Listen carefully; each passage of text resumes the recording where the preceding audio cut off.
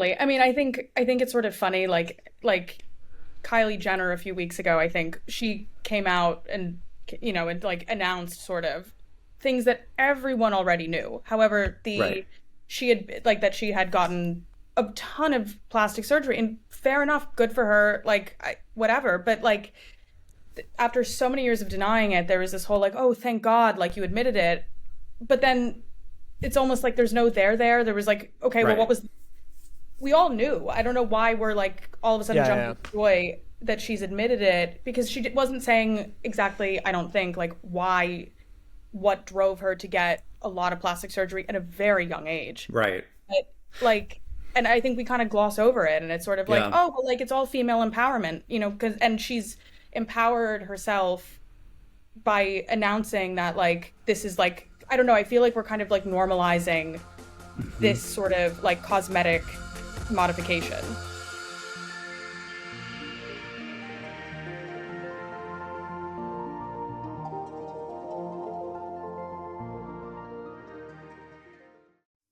Okay, everybody.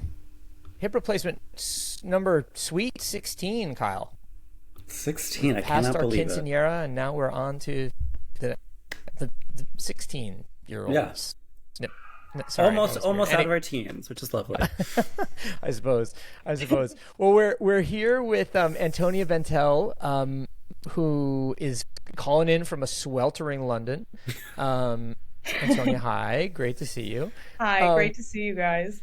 Thank you hey, so much so- for having me. Thanks for Of course. coming. Well, so I confess, not only was I not familiar with Antonia's work prior to this booking, but also I just came back from vacation, so I'm like coming in pretty cold right now. Kyle, how did we end up here with Antonia? So Antonia's a writer, journalist, written for a few publications. I believe Conde Nast Traveler is one that have published with a good amount. But Antonia runs a really fabulous newsletter called Anto Aesthetics, which is a sort of like culture.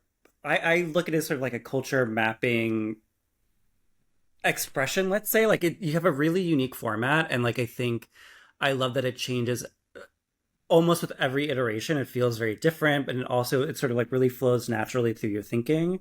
It's a lot of sort of like feels like a patchwork of ideas coming together, sewn through experience, and I really think it's lovely. So super excited to have you. Thank you. I'm super excited to be here. Yeah, no, that's a really lovely way to put what I put out. That's really nice. Thank you so much. Of course, of course. As an elevator pitch. Good. Yeah. Take We're it, run working. with We're it. working on our side careers as publicists Yes. by doing improvised descriptions of people. Awesome. So, like I said, guys, I'm coming back from vacation, so I'm coming in cold. So you have done the bulk of the work, and I have the luxurious position of being able to just sort of react to it. Where do you want to start today with our intergenerational discussion? Absolutely. And I think like in keeping with how we usually start in your world, Ben, like granted, I think this is hypothetically a little bit older than Gen X. I think this is boomer. I mean, you tell me, but Anna Wintour stepped down from Vogue, I've heard of her. or is sort of stepping down from Vogue. I think it's sort of Right. to be determined what actually is happening.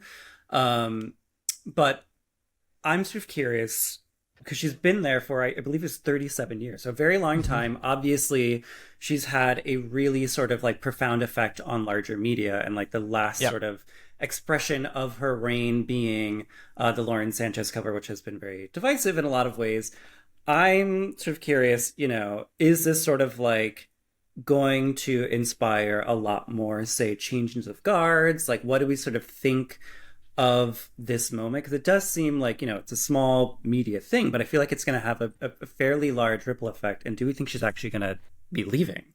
Like, it's hard to retire. It's a really real conversation. Yeah. So, like, do we think this is actually real? Anyway, what do we think? I have thoughts, but Antonia, I want to hear your take on it. Yeah, I mean, I think that like I don't think that she's going to like ever retire. I mean, even Absolutely. in that kind of, it was iconic to me, so maybe I don't know. But like that 2007 documentary Oh, yeah. September issue. Yeah. she was with like a very young Edward Enninful with Grace Coddington, like kind of really like old school editors. She basically was saying that this is her life and it's never like, and she's also like, that's sort of like what she was like built to do. Like her father, like really made it. And I think because she's still going to be involved in some way. I think she's supposed to be like, Well, she I don't retains know. the title of creative director or Yeah, I think it's like global global. chief content officer Yeah, or whatever it is. exactly. And I think she'll be directly overseeing. I mean, I think it'll be an interesting thing to see what she like if everything, because because she changed the nature of Vogue so much and what a like kind Totally. of like a fashion magazine is, because she put like, instead of just having a face on the cover in the in the early 80s, and that was sort of the iteration, like with photographs beyond like whatever, um like now she was putting bodies on there, and then she was the first to put like a celebrity on Vogue. And I wonder Right. if it's possible to change more, because now I Hmm. guess in a weird way, like I think Gwyneth Paltrow was her first celebrity cover, I think, with Shakespeare in Love. But then now with Lauren Sanchez, is she a Right. celebrity? I don't know, and I wonder who the new editor in chief, like what direction will go for, because it's now Yeah. kind of becoming a tabloid. Totally. Well, I think personally, I think that the Lauren Sanchez thing is a bit tabloidy. Yeah. It's so it's interesting. The was okay. So here's a couple sort of wild takes on this whole thing. I mean, one, right? The like, I thought the timing of this is interesting because she's ended at 37 years, which is the same tenure of editor in chief as a previous Vogue editor. It's in other words, it's tied for the Oh, longest. She didn't stick around to be the longest running, which is interesting. that is interesting. Secondly, I worked for a couple of years with Mark Guiducci when he was the editor in chief of Garage, and he said very bluntly, "I want to be the editor in chief of Vogue." So it was interesting that he took the Vanity Fair job earlier, and or just a couple of weeks ago, and because this must have been in the cards. Anna was not Totally. she didn't Yeah. wake up on Tuesday and just go, "I'm Right, right. leaving." This has probably She- been a year in the making. Right, which More which than has that. which Yeah. means that there are some pretty significant implications for what the next editor in chief of Vogue needs to do. Right, like one of the things Right. that I like, and I like Mark a lot. One of the things I really like about him is that he has a very commercial sense. He's a world builder, and he has a very commercial sense, and he knows that the business has to be a business. It is not an editorial function anymore. No media publishing business can operate that way. You have to think about it in terms of what is the business. And he is a world builder. We saw it with Vogue World. We will see him build an interesting world with Vanity Fair. What I thought was interesting about that was that he got, I argue, installed in the Vanity Fair job to build the world there instead of this idealized world of Right. Vogue that he had, at least circa 5-6 years ago, had imagined. That's one part of it, and it gets a little bit, Kyle, to the conversation we had about Willa Bennett last week. Whether or not that made the pot, I don't know, because of the giant editing problems that I had. But in any case, Antonia, to bring you to speed, I spent a bunch of time with Willa Bennett from Cosmopolitan in 17 in Cannes, and what I really like about Willa is that Willa understands the business has to be a business, and so she is interested in figuring out, what do our brand partners want? How do I get them into an editorial world that resembles the one that I want to as close a degree as possible? And then how do we go forward? And so I think that the next editor of Vogue, probably more so than anybody else, because it's such a flagship, has to be thinking in those kind of commercial terms. So, and final thought, the one of the people that I thought was an interesting nomination for this new editor-in-chief is the person who runs Vogue Business. Because, That's a really good take. Yeah. Yeah. because what they all have to be B2C and B2B Right. in an interesting way going forward, I think. Because that's a very interesting point, because I think Vogue Business done a really good job of being B2C now. Like I think like they're what they are writing, what they're publishing to me has for the past 2 years at least has been much more interesting than anything that Vogue has done. And so I think that sort of like folding that in and making Vogue a bit more, say, fashiony would be a good look. But I do think, Antonia, to your point, it probably is going to get more tabloid, because like where my brain sort of sees it sort of going is something that we sort of have seen in the larger, say, Condé Nast cinematic universe, is like and this is not new, but it is new for them, is Yeah. the sort of like pivot to video. And like they have been really slow to do that because they're really, to the point of world building, have been really careful about making sure it matches the brand. They've done a really good job.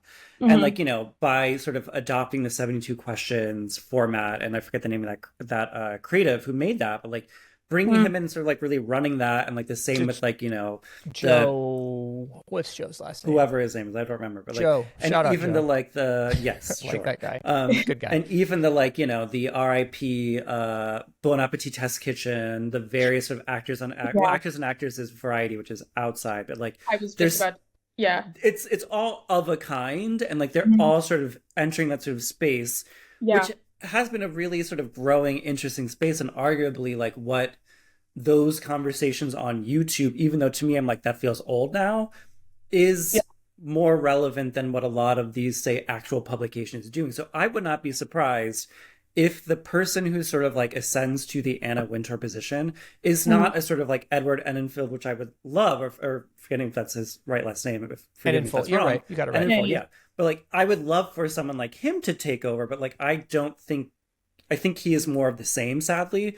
And I think they're going to like need, whether they're young or not doesn't matter, but like somebody who actually is more like video media or like new media than old media. Because sadly, that's like what is going to sell. Because I mean, and this is potentially like a kind of a like a rogue hot take, but I totally agree with you, because I think that I think we've kind of entered into something like clip culture, where people are not necessarily like even listening to a podcast in full. They're getting the clip of it online or like on TikTok or on Reels or something. And then same with even like the full YouTube video. It's sort of like, I think it's GQ that does like what's in my bag and like has like male celebrities, but like the male celebrity ones are always like kind of like, oh God, what does Jacob Elordi have? And it's like books that he may or may not have read or something, but like planted, but that's okay. Yeah, exactly. And then like it just but I love those things, but it's like very selected and kind of whatever. But I think that there is one editor who's at British Vogue right now who is quite young. Her name is Julia Hobbs, and she has this like crazy bob that's like red with like little bangs. And she's definitely like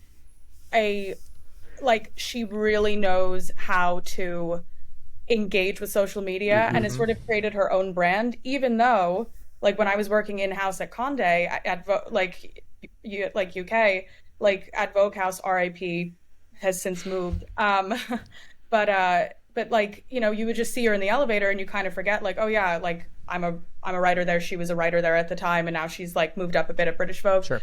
And I think that that's going to be the direction of like, you need personality, you need personal branding, you need savoir-faire, you need a sense of a sort of a holistic worldview. By the way, just to say it quickly, the Vogue business editor is Hilary Milnes. She's the executive Americas editor. So this is the person who I think was nominated. And then just credit where credit's due, Joe Sabia is the Joe that we were talking about. Who did 70 questions. So, okay. So Antonia, in that way, I mean, like you've been in those worlds, right? I have been in similar spaces. Kyle has as well, but neither of us at Condé or at, within those particular four walls. How much does that personality, personal branding rule, and how much is it down to a cut and dry value assessment? My sense is it's probably more so the former than the latter, but I don't know. Yeah, I mean, I think in my experience, again, when I was at Condé, like I've written for some of like a few of them just as a freelancer now, but I was working in-house at House and Garden magazine, which Anna Wintour ran the original US one, kind of put it into the ground and then immediately hopped ship to Vogue. And she would say the same thing. She's like, nope, but it's still alive and well in the UK. And like, that was really, it's a very specific kind of magazine, obviously, but I think that like the editor-in-chief, a British woman named Hada Bing, is like she's very good at her job, and people really know what they're doing because there's so many people who just like love magazines, but in the kind of like 90s 2000s sense. which is why I love magazines, which is sort of like why I want to be like I got into just writing and being a journalist in general. But it's changed a bit. Like we've had to like there's been some kind of almost resistance, I think, within Condé to really get into video, because there's so many old guard who are like, no, the writing is really important. This is like what we put out as content. Okay, so okay, let me stop you guys there for a second, because we were just having this conversation off mic a minute ago. Kyle just posted his first TikTok. Sorry, Kyle, I hope I didn't blow up your spot there for ruin your announcement. Promo, baby. But so Kyle just posted his first TikToks. We have been recording. I have been recording these kind of video conversations for a long time, not in any sort of like intentional or particularly viral way, but just to have it was just the format that was easy. I mean, how do you as a now independent, author publisher through your own publication, how do you view the necessity of video? I'm just interested in see how people think of it.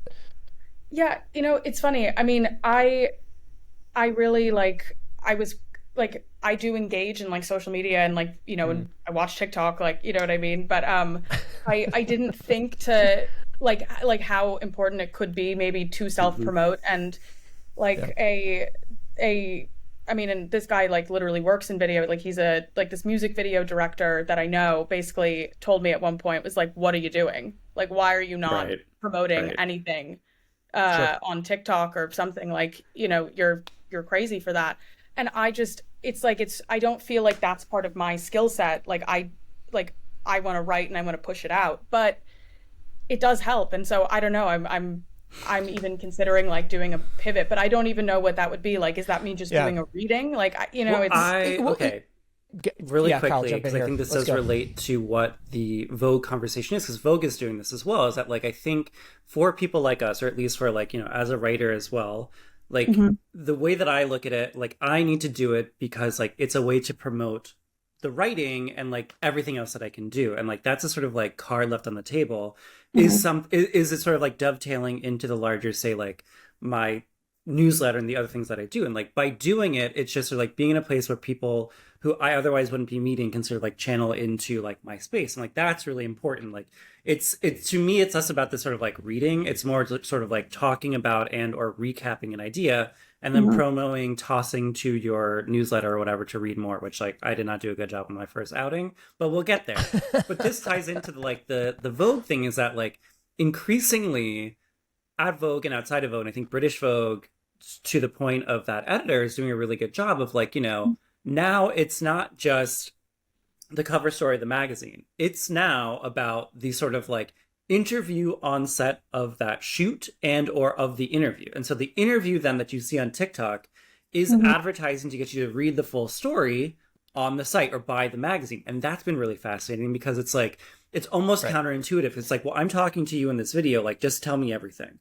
But it's like, no, like that is now an ad for you to go buy the magazine. And that is fascinating. And like, to that point, is like, that's sort of like what we have to do now as little writers. And like, it's not new, but like, it is new now that like magazines are doing that. And like, that is so interesting that like the behind the scenes clip, it's always been a promo for the bigger thing, but like now it's even more pressing that's happening.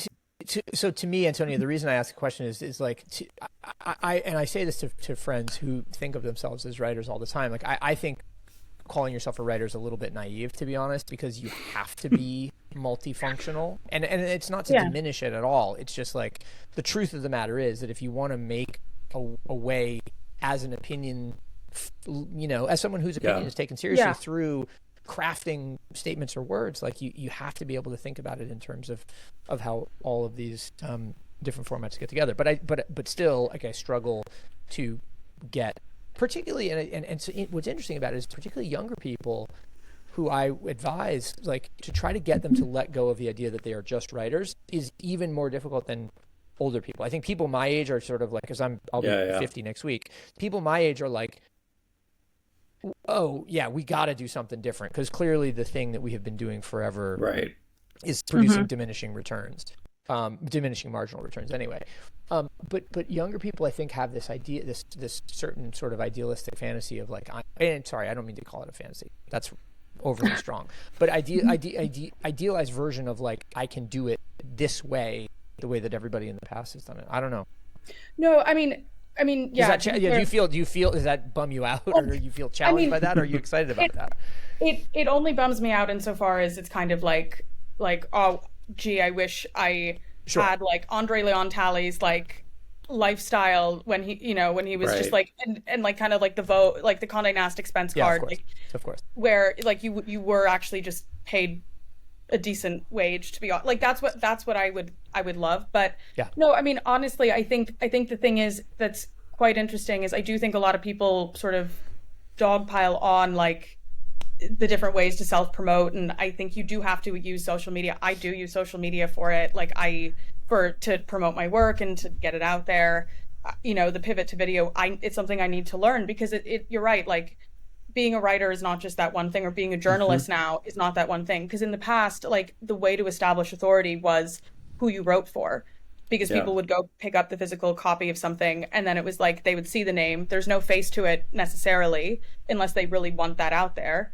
And it was like, oh, okay, like this person, because this, like, I don't know, like Vanity Fair or the New York Times or whomever, whatever, is publishing this, that sort of gave them the right to have this opinion or express it. Whereas now you almost have to like self-market in a way to be like, let me tell you why, beyond just like showing, not telling in your work.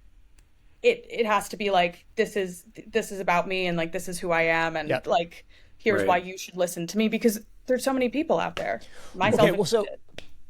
So I want to use this as an opportunity to make a quick pivot in the conversation to an article that you threw to Antonia, which is about the materialists, because in a lot of respects this is all tied in a very specific way to how we value, how we judge, how we assign sort of like KPIs to ourselves as individuals. Now, full disclosure, I haven't seen the movie, but I was on vacation, so I have an excuse. But totally. No, fair enough. Honestly, yeah. What was it about that? What was it about that? About the movie? About the article? About just that whole thing that jumped at you? Yeah. I mean, for me, I think the movie, it was marketed as a rom-com. A24 was like really pushing it as like the summer's rom-com. The rom-com is back, that kind of thing. I think that was like a tagline for it.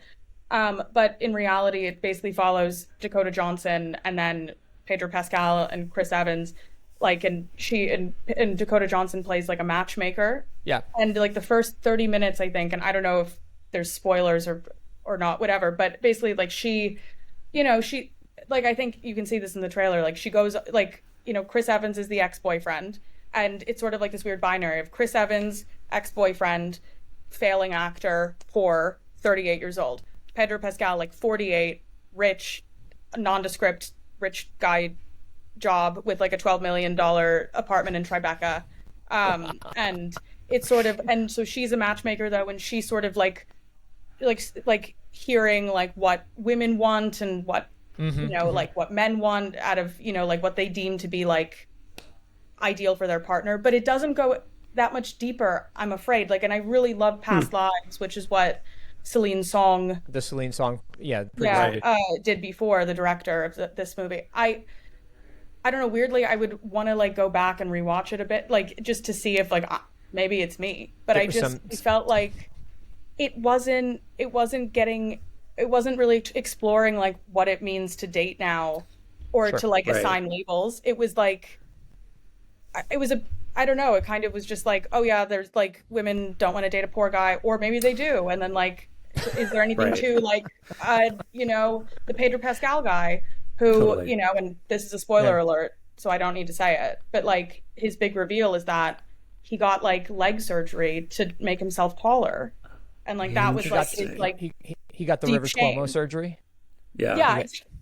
Exactly. Like he was like, yeah, and I used to be so insecure, and look at me now. And it's like, does being a tall man make you rich now? Like, I don't know what and it was like, that was his insecurity. And I don't know. It was like a very interesting, so it's, this is like fascinating, because like, I think it gets to this idea of like all these sort of formattings and like, what is a writer? Like, it's a very similar thing. Like, what is a rom-com now? And like, that is what is a tall man to me. Yeah, what is a tall man? Like, what is a man now? Jesus Christ!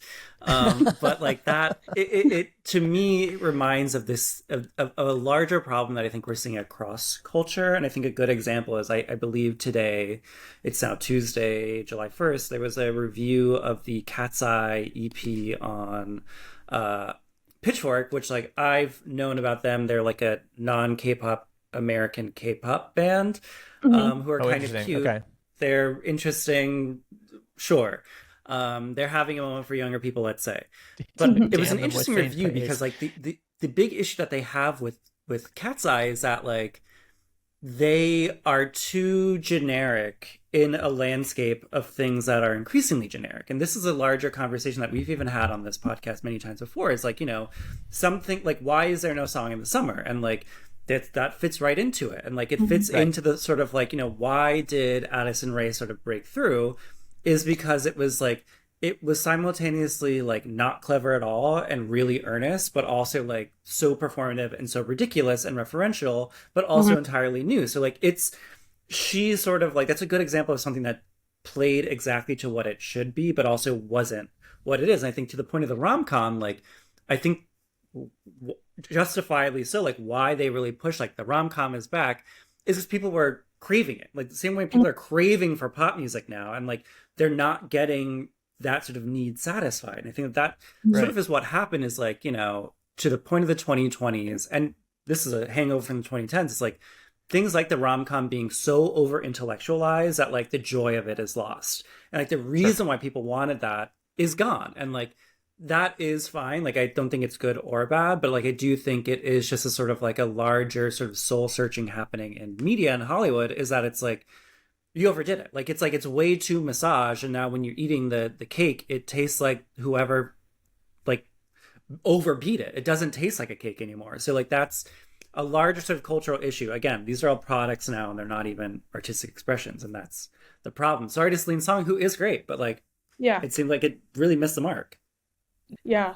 I mean, I think so, because I think so. I don't know. I feel like, and everyone and their mom has talked about this already, so I'm not saying anything new here, but like the kind of like reboot culture, I think, within film, like television, is kind of like, it's like this. Like people really, I don't know, like they really, I mean, I don't know. They want every single thing constant, or like people are like, oh, I really miss this. But what I think a lot of Hollywood is saying is like, oh, we will just do this story, but like a bit more according to a writer's room in Burbank, woke now, right? It without like, and I don't, or like I don't know who, like, or and just like that, if you both are familiar, which is like the kind of reboot of Sex and the City with not all of the characters, Kim Cattrall famously not in it, but too many new characters, too many side characters. It is a nightmare. Do I watch every week? Of course. But like, like good for you. Like I do not.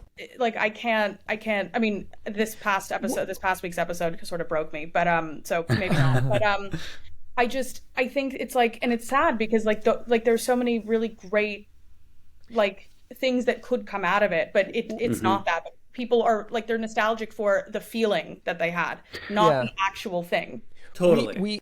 We are I mean, it's interesting, right? Like the modern marketing conundrum is how you give people a sense of a reasonable enough level of confidence that they will get the thing that they think they're getting, because there is so much misdirection and so much sort of paradox of choice, but by the same token provide them with something that's actually new, so it actually feels like incrementally more valuable than the thing they already had. But it leads to this sort of state of confusion, which is, to my mind, is interesting if you look at the way that the Materialist has been marketed versus the way that Friendship was marketed. The trailer to Friendship, the Tim Robinson film, was interesting because it started off by saying, this is terrifying.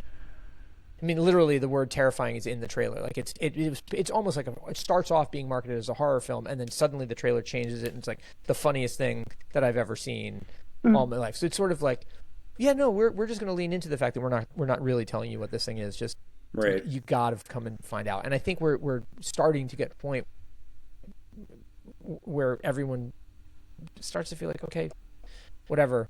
I Right. can't even listen to this anymore. I just gotta go. Well, Yeah. it's like it's Or not. yeah, it's that's a very fascinating, interesting thing to put in the. I mean, the A24 is the common medium between the two, which has sort of redefined Right. Hollywood in a lot of ways for better and worse. To that point, is that things are unable to be categorized. So when you try to categorize it for marketing, then like it's starting to sort of like be diminishing returns on both sides, which Right. is very interesting. But I think it also then plays into this larger thing. Like even though yes, that is sort of like a buddy comedy horror not any of those, and like Materialist is rom-com dram, but more I guess dram than anything else, it sounds like, which is like you're going for one thing and you're not getting it, like you're feeling still hungry. Like I think that I've been thinking a lot about this, I think this is related, is that like those are new properties and that's great, but I'm still left hungry. But then the other side, you have like incredible sequelitis, but like every time you go to see one of these fucking sequels or whatever, like you're still hungry, like you're not left satisfied. And like Right. a lot of times it's just like, let's go around the track just because, like, unfortunately I did see the new Beetlejuice and it was like, why are we here? Like that's what was the feeling. It was like, why are we doing this? And like that's increasingly like what all these things feel like. And a lot of like, you know, we'll maybe talk about this in a moment, is like, you know, the new Sabrina Carpenter coming out nearly a year after is like, what are we doing here? I feel like it's going to be the feeling. The first single, you sort of had that feeling.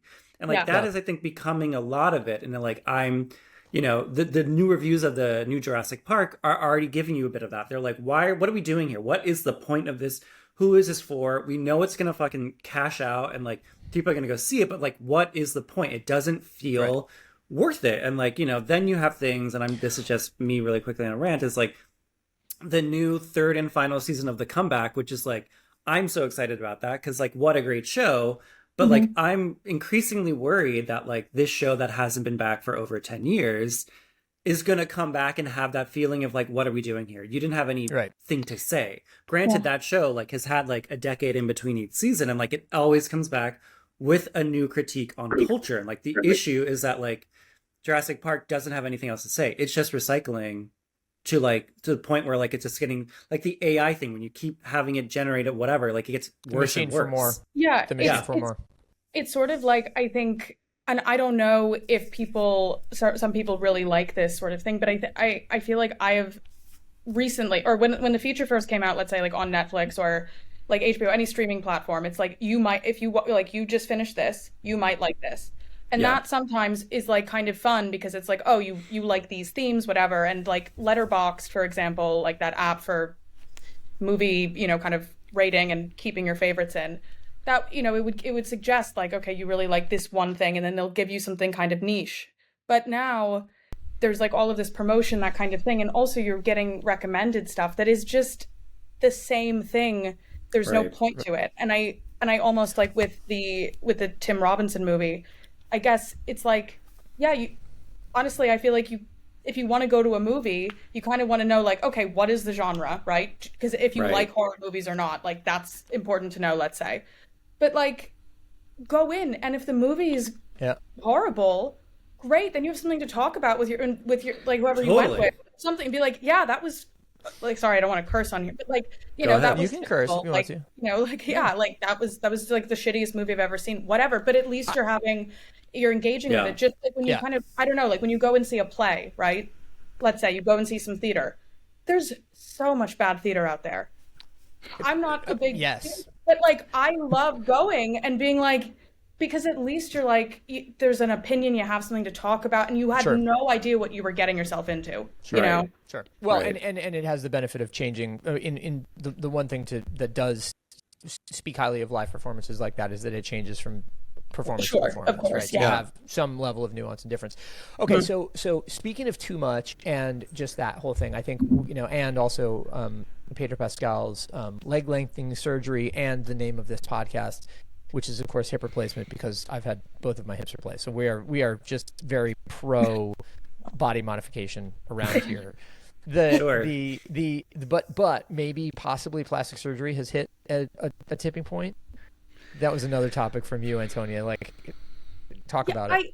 I think, like, I don't know if I necessarily, like, I genuinely believe that, like, whatever you want to do, you should be able to do. Obviously, like, the hip replacement, great. Like I hope it all I went can well. stand Like, up and sit and down you, again. It's and really you, good. that's ideal. That is very important for life, I Yes. think. But like, and and again, like, and for something like way less life threatening, which is like you don't really like your nose, or you don't, you don't like your smile lines or whatever it is, right? Like, yeah, if you want to change that because it bothers you, go for it. I don't know. You have the time, you have the resources, that kind of thing. But I do think there's like this weird kind of push pull because basically I saw someone like basically I saw it like online, and then one of my friends texted me like, no, they took Emma, as in Emma Stone, who was this past week like kind of accused online or something. I didn't look into it. I don't know what she said or not said, but some people were claiming that it was like so obvious that she got a facelift, and it was like, no, like because she doesn't seem like the type to get a facelift. And I don't really know what that meant necessarily, although you kind of do, Right.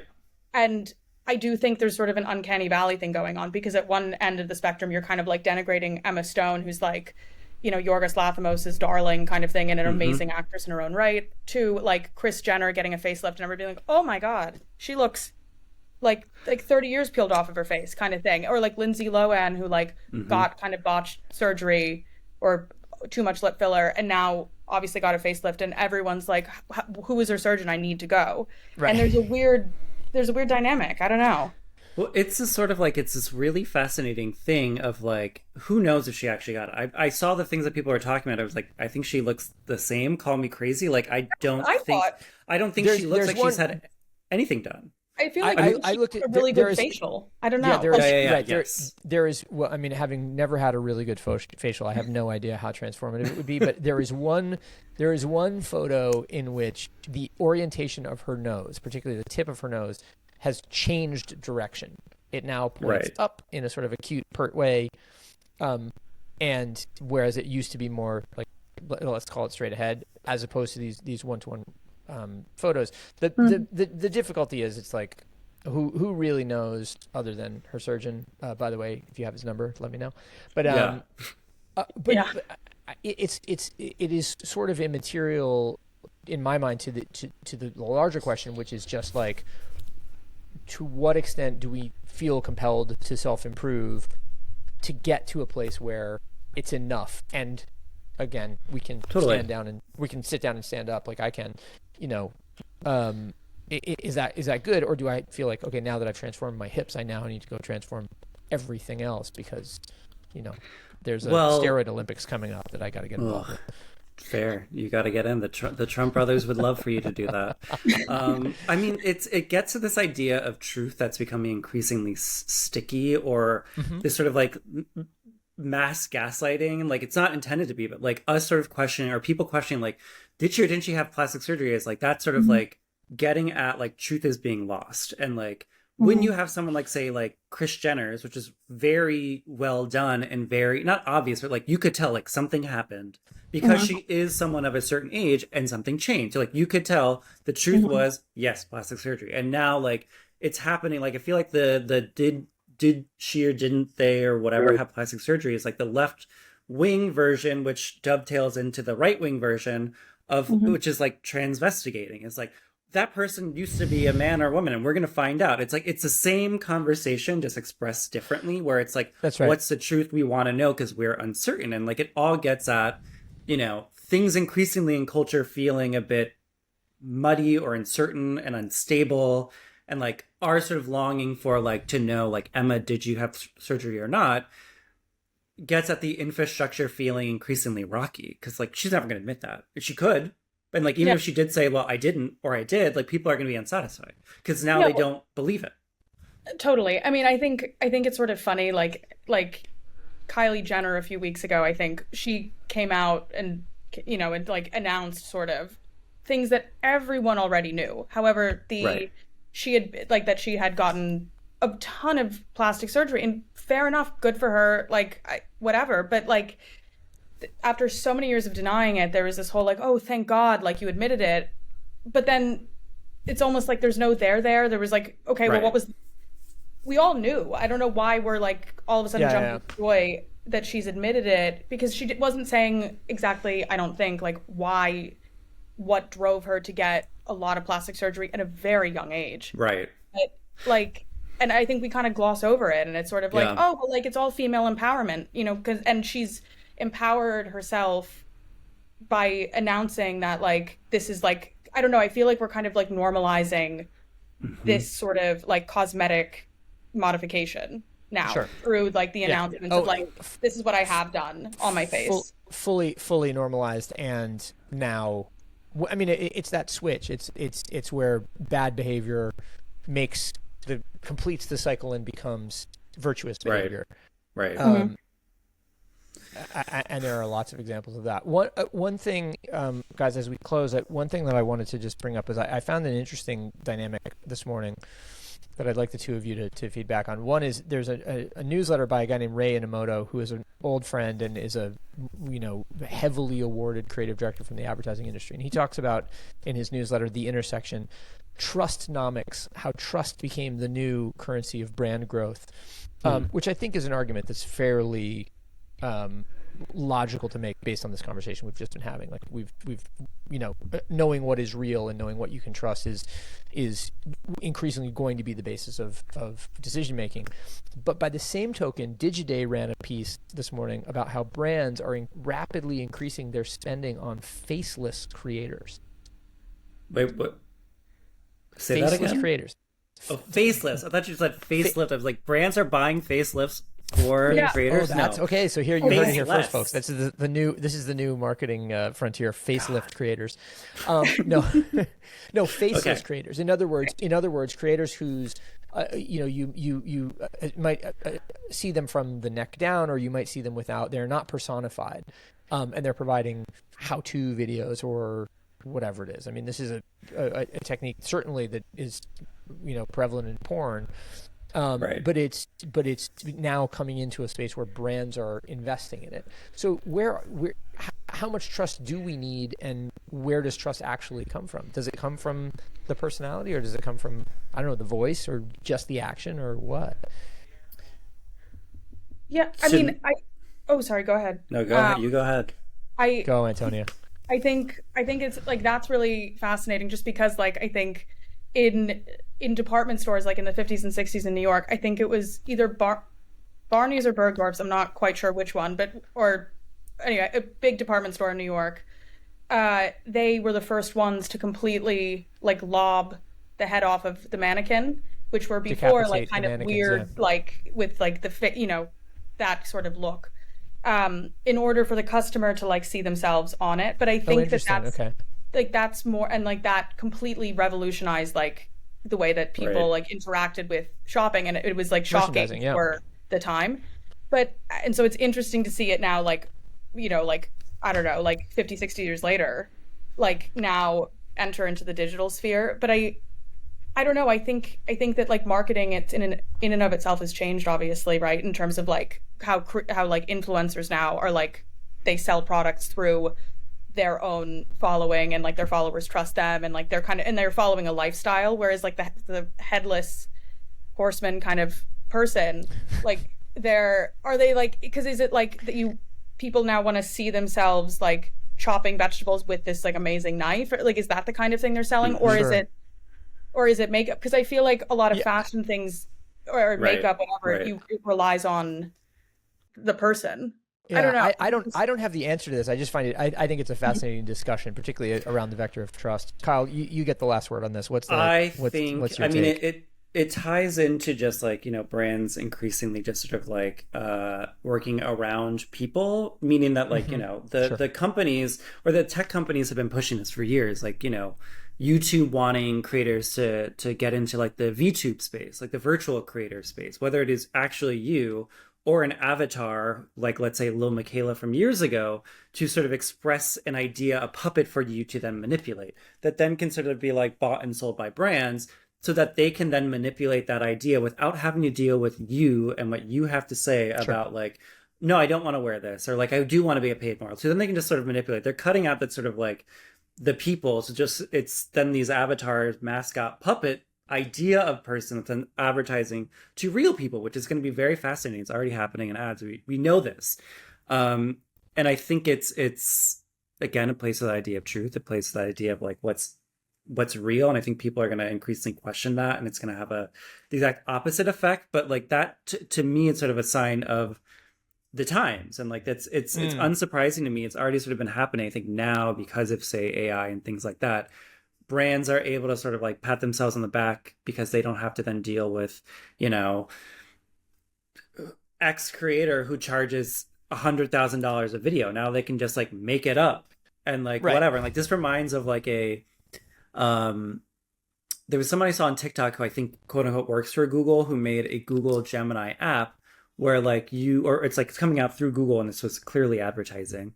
Was that like it's a fashion app where like you can try on any outfit via an avatar that looks like you. So like it's obviously that's something that's gonna come, but like watching the video, people are like, this is so cool, and I'm like, this is AI, and like I like that's fine, but like this is not like I think it cuts out a lot of that sort of like lived experience of like I'm gonna go try it on. I'm gonna go whatever. Like it just is like then you become nothing. When you then are like, you don't have a relationship with the thing that you're buying. Your avatar isn't engaging with it, and it has no meaning to you until it shows up. And even then, it's do I like, do I not like? And so it's all, everything collapses.